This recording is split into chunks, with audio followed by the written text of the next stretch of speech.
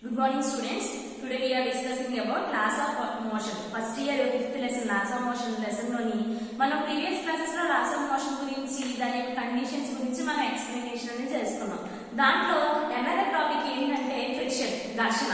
Friction అంటే ఏంటంటే ఏదైనా ఒక పార్టికల్స్ టూ పార్టికల్స్ తీసుకున్నప్పుడు ఆ టూ పార్టికల్స్ యొక్క ఆపోజిట్ ఫోర్సెస్ అంటే ఆ two particles have a relative motion. అంటే టూ పార్టికల్స్ అనేవి ఏ విధంగా ఉంటున్నాయి, రిలేటివ్ మోషన్ లో ఉంటున్నాయి. అలా రిలేటివ్ మోషన్ ఉన్న పార్టికల్స్ ని ఆ పార్టికల్స్ కి ఆపోజిట్ ఫోర్సెస్ అనేది ఏర్పడితే దాన్ని ఏం చెప్తామంటే ఫ్రిక్షనల్ ఫోర్స్ అంటాం.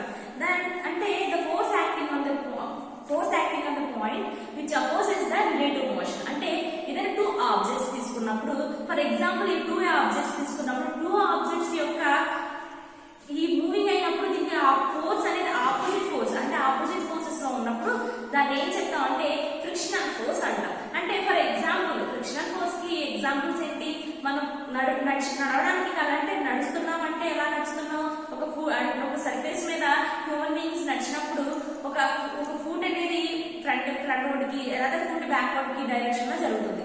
అలా జరిగినప్పటికి కావాల్సింది మనం నడవడానికి కావాల్సిన ఫోర్స్ ఏం చెప్తామంటే ఫ్రిక్షనల్ ఫోర్స్ అని చెప్తాం. అంటే దాని యొక్క ఎగ్జాంపుల్స్ డెఫినేషన్ ఏంటంటే the force acting on the point.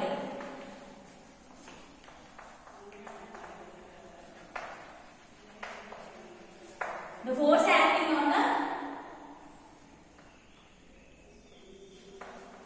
point of contact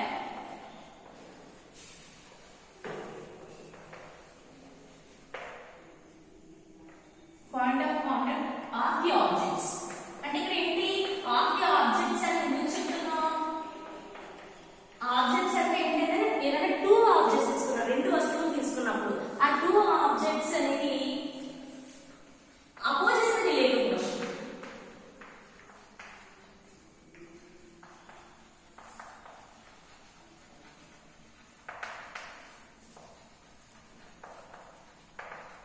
opposites relative motion. What is meant by relative motion? అంటే అపోజిట్స్ రిలేటివ్ మోషన్ దీన్ని ఏం చెప్తాం అంటే ఫ్రిక్షన్ అని చెప్తాం. అంటే what is meant by relative motion? Relative motion అంటే ఏంటంటే తెలుగులో సాపేక్ష చలనం. రిలేటివ్ మోషన్ అంటే అర్థం ఏంటంటే సాపేక్ష చలనం. అంటే ఫర్ ఎగ్జాంపుల్ అంటే ఏదైనా ఒక పార్టికల్ అనేది తీసుకున్నప్పుడు, ఫర్ ఎగ్జాంపుల్ ఒక వస్తువు ఒక బంధం తీసుకున్నప్పుడు ఈ particle has a rest position. ఈ పార్టికల్ ఎలా ఉంది, రెస్ట్ లో ఉంది. రెస్ట్ లో ఉన్న పార్టికల్స్ ని త్రో అవుట్ అంటే ఒక పర్సన్ వచ్చి దాన్ని త్రో చేసినప్పుడు అంటే దాన్ని పుల్ చేసినప్పుడు ఏమవుతుంది, ఈ రెండు కండిషన్ అంటే human being and food ball ఈ రెండు మూవింగ్ జరుగుతున్నప్పుడు ఏమవుతుంది, ఈ రెండు ఆపోజిట్ ఫోర్సెస్ అంటే దీనికి ఇక్కడ రిలేటివ్ మోషన్ అనేది ఎలా ఉంటుందంటే ఈ రెండు టూ పార్టికల్స్ కి రిలేటివ్ మోషన్ ఎలా ఉంటుందంటే ఆపోజిట్ గా ఉంటుంది. ఇలా ఆపోజిట్ ఫోర్స్ అంటే వ్యతిరేక దశలో కలిగి ఉంటుంది.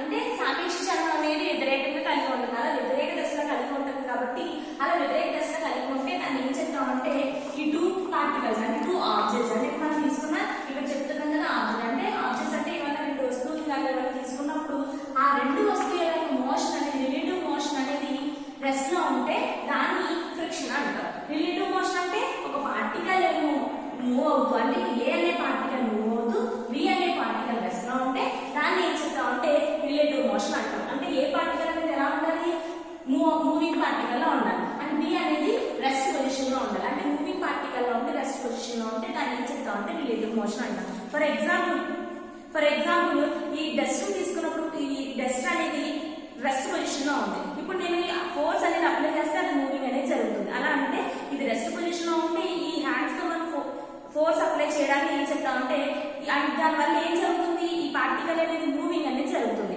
అండ్ ఎలా మూవింగ్ జరుగుతుంది, ఒక పర్సన్ అనేది దాన్ని ఫోర్స్ అప్లై చేసి దీన్ని ఫ్రంట్ కి పుల్ చేస్తున్నాం కాబట్టి దీన్ని ఏం జరుగుతుందంటే రిలేటివ్ మోషన్ అనేది ఏర్పడుతుంది. అంటే దానివల్ల ఏమవుతుంది, డస్ట్ అనేది మూవింగ్ అనేది జరుగుతుంది. అలా ఒక పార్టికల్ అనేది రెస్ట్ పార్టికల్ లో ఉండి ఇంకో పార్టికల్ మూవింగ్ లో ఉన్నప్పుడు జరిగే దాని రెండింటి మధ్య జరిగే ఏర్పడిన దాన్ని ఏం చెప్తామంటే రిలేటివ్ మోషన్ అని చెప్తాం.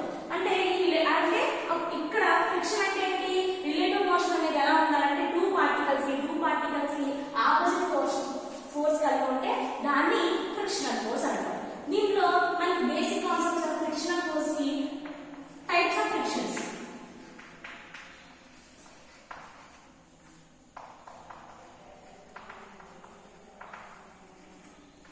ఫ్రిక్షన్ కి టైప్స్ ఏంటంటే limiting friction, first statistic friction గురించి మాట్లాడుకోవచ్చు. Static friction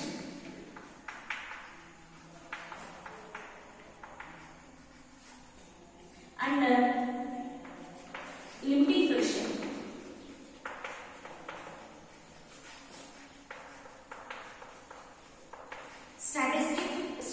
static friction and limiting friction అంటే ఇక్కడ మనకి ఏంటంటే ఫర్ ఎగ్జాంపుల్ సేమ్ అంటే ఫర్ ఎగ్జాంపుల్ వీల్ చైర్ లో ఉన్న పర్సన్ తీసుకుని ఆ వీల్ చైర్ లో ఉన్న పర్సన్ ఎనదర్ పర్సన్ అనేది పుల్ చేసాము. అంటే వీల్ చైర్ లో ఉన్న పర్సన్ ఇంకొక పర్సన్ అనేది మనం పుల్ చేసి ఆగుతున్నప్పుడు ఏమవుతుందంటే అక్కడ వీల్ చైర్ లో ఉన్న person has a rest position లో ఉన్నట్టు. అలా రెస్ట్ పొజిషన్ అంటే ఇట్ ఇస్ స్టాటిస్టిక్ అంటే స్టాటిస్టిక్ గా ఉన్నాడు. అలా స్టాటిస్టిక్స్ మీన్స్ రెస్ట్. అలా రెస్ట్ పొజిషన్ లో ఉన్న పర్సన్ ని ఎనదర్ పర్సన్ వచ్చి అది మూవింగ్ అనేది జరుగుతున్నప్పుడు అప్పుడు ఏం జరుగుతుంది, ఈ టూ పార్టికల్స్ ఈ రెండు పార్టికల్స్ ఏమవుతారంటే కొంత డిస్టెన్స్ మూవింగ్ అనేది జరుగుతుంది. ఇలా మూవింగ్ జరగడాన్ని ఏం చెప్తాం అంటే స్టాటిస్టికల్ ఫ్రిక్షన్ అంటాం. నెక్స్ట్ లిమిటింగ్ ఫ్రిక్షన్స్ అంటే స్టాటిస్టికల్ ఫ్రిక్షన్ కి తెలుగులో ఏం చెప్తాం అంటే స్థిర ఘర్షణ అంటే ఏది స్థిరంగా ఉంది ఇక్కడ మనకి ఘర్షణలో వీల్ చైర్ లో ఉన్న పర్సన్ అనేవాడు ఏమన్నాడు స్థిరంగా ఉన్నాడు. అలా స్థిరంగా ఉండడం వల్ల కదిలిన పర్సన్ ఏం చేశాడంటే వీల్ చైర్ లో ఉన్న పర్సన్ మూవింగ్ అనేది జరుగుతుంది, కదలడం అనేది జరుగుతుంది. అక్కడ జరిగినప్పుడు ఏమవుతుంది, అక్కడ ఆ పార్టికల్స్ అని అక్కడ ఉన్న టూ పర్సన్స్ ఏం జరుగుతుంది మూవింగ్ అనేది జరగడం వల్ల అక్కడ ఏంటి ఫ్రిక్షన్ అనేది ఏర్పడుతుంది. అలా ఫ్రిక్షన్ ఏర్పడడాన్ని స్టాటిస్టికల్ ఫ్రిక్షన్ అంటాం. Next limiting frictions. Limiting friction అంటే ఏంటంటే మనకి తీసుకున్న పార్టికల్స్ అనేవి అంటే ఫర్ ఎగ్జాంపుల్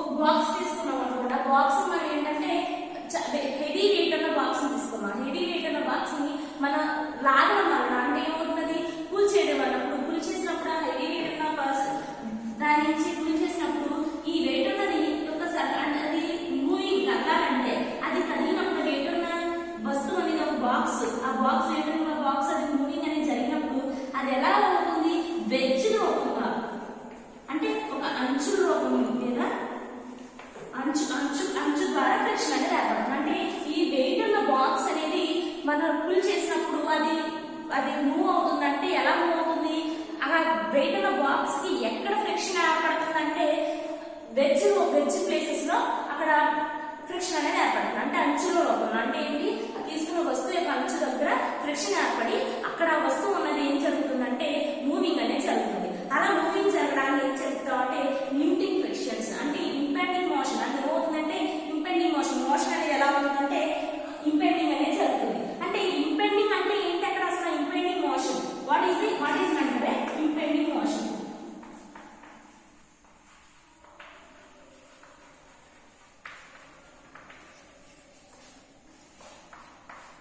ఇంపెండింగ్ మోషన్ అంటే కదిలే వస్తువు.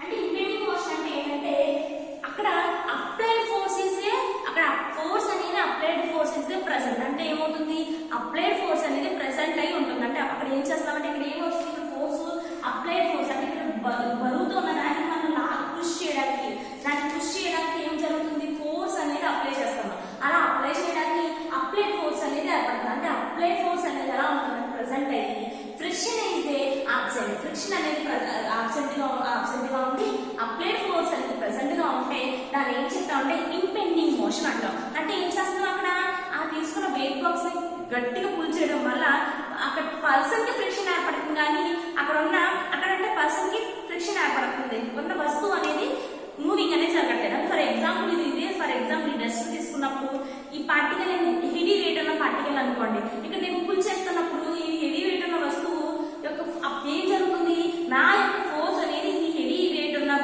డస్ట్ మీద అప్లై అవుతుంది. ఇలా డస్ట్ మీద అప్లై అవ్వడం వల్ల అది ఏమవుతుంది, ఆ హెవీ వెయిట్ ఉన్న బాక్స్ అనేది వస్తుంది. అలా హెవీ వెయిట్ ఉన్న బాక్స్ ఫ్రంట్ రావడం వల్ల అంటే ఇక్కడ ఏమవుతుంది, ఈ బాక్స్ మీద అక్కడ ఏం జరుగుతుంది, మూవింగ్ అనేది జరుగుతుంది. అంటే అప్పుడు ఇక్కడ ఈ బాక్స్ కి, అంటే ఈ పర్సన్ కాదు, ఓన్లీ ఈ బాక్స్ కి ఏమవుతుంది, ఫ్రిక్షన్ ఇస్ ఆబ్సెంట్. ఫ్రిక్షన్ ఎలా ఉంటుందంటే ఆబ్సెంట్ లో ఉంటుంది. Only applied force is present.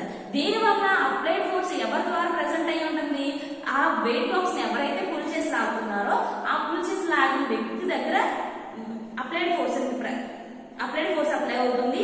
అతని ద్వారా ఈ వెయిట్ బాక్స్ కి అప్లైడ్ ఫోర్స్ అనేది ఏర్పడుతుంది.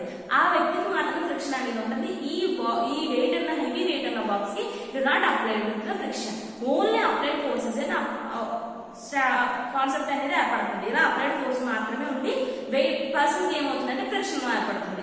దాన్ని ఏం చెప్తామంటే ఇంపెండింగ్ మోషన్ అంటాం. నెక్స్ట్ ఇంపింగ్ ఫ్రిక్షన్ కి ఫార్ములా ఏంటంటే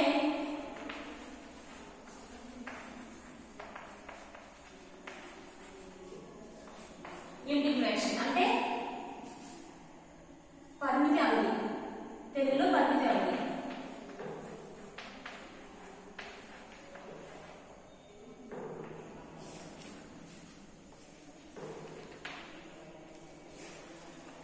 దాని ఇంటిగ్రేషన్స్ కి మనం తీసుకున్నప్పుడు దాని యొక్క ఫార్ములా ఏంటంటే u k equal to f k equal to u k into R. అంటే ఏంటంటే f k is nothing but a friction, kinetic friction, and u k is the coefficient of friction, R is the normal reaction. U k is the coefficient friction.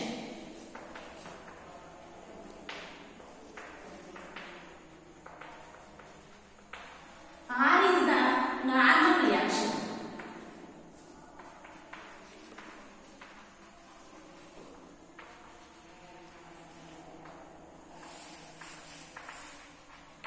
R is the normal coefficient of friction and normal reaction. Coefficient of friction వల్ల ఏం చెప్తాం అంటే ఘర్షణ పరిమితి అని చెప్తాం.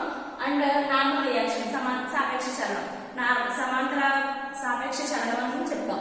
ఈ విధంగా ఈ కండిషన్ ప్రకారం అంటే లిమిటింగ్ ఫ్రిక్షన్ కి ఏం చెప్పాను మీకు, తీసుకున్న వెయిట్ బాక్స్ గురించి తీసుకుంటే ఫ్రిక్షన్ ఎక్కడ మెజర్ అవుతుంది, వెడ్జ్ దగ్గర మెజర్ అవుతుంది. అలా వెడ్జ్ దగ్గర మెజర్